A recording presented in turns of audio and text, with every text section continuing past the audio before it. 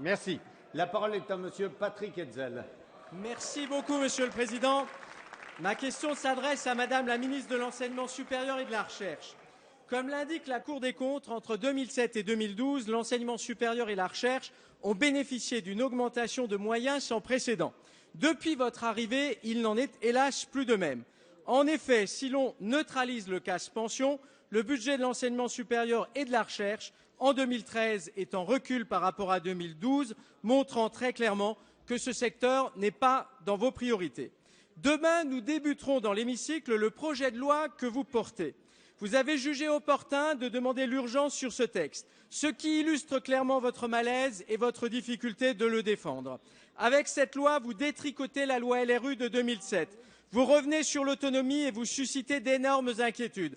D'ailleurs, le président de la région Bourgogne, pourtant de votre famille politique, est le premier à le dire. C'est un retour en arrière sans précédent. Votre projet va faire prendre du retard à notre enseignement supérieur, là où la loi LRU l'avait doté d'une fantastique capacité d'évolution et d'adaptation. Votre texte relève de la tambouille électoraliste plutôt que de la vision stratégique. D'une gouvernance resserrée, vous passez à une organisation bicéphale avec 2 présidents de conseil qui seront en concurrence. Nos établissements vont être très rapidement institutionnellement bloqués. Par ailleurs, vous avez une vision très technocratique. Vous projetez de créer des communautés d'universités. Ces communautés vont être imposées par votre ministère, là où nous étions sur une base volontaire qui privilégiait le rôle des acteurs sur le terrain. Vous allez faire les choses de manière autoritaire. Vous allez imposer les choses et dire qui va travailler avec qui.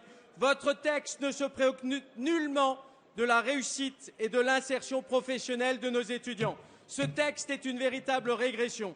Madame la ministre, même la loi Savary de 84 était plus progressiste. Allez-vous retirer ce texte, Madame la ministre? Merci. La parole est à Madame Geneviève Fioraso, ministre de l'Enseignement supérieur et de la Recherche.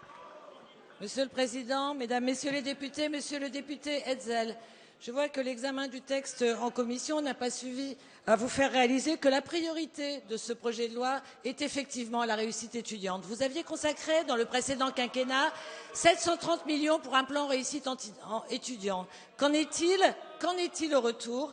La réussite étudiante est passée de 42, la réussite de la licence en 3 ans est passée de 42% à 37%. Vous avez régressé de 7 points en 5 ans.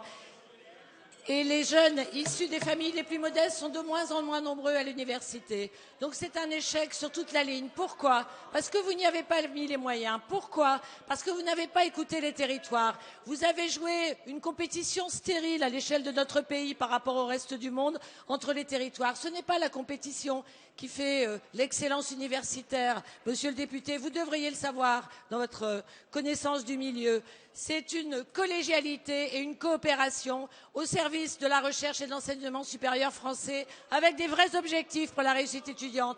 Des vrais objectifs, mais ça vous gêne de le dire, c'est d'orienter correctement les étudiants, c'est de faire en sorte que les bacs techno aillent réussir dans les IUT, c'est de faire en sorte que les bacs pro aillent réussir dans les sections STS et n'aillent pas échouer à l'université. C'est faire en sorte que nous accueillions davantage d'étudiants de l'étranger pour que les étudiants à l'université aient connaissance des cultures étrangères pour pouvoir ensuite les traduire en emploi et en économie d'échange et qu'on ne le réserve pas à l'élite des grandes écoles contre lesquelles vous n'avez jamais émis la moindre protestation. Allez. Donc oui, ce projet de loi est égalitaire. Ce projet de loi veut la réussite des étudiants. Écoutez et c'est la bien pour ça réponse. qu'il vous ennuie ce projet de loi, parce qu'il contredit ce que vous avez annoncé mais jamais réalisé dans le dernier quinquennat.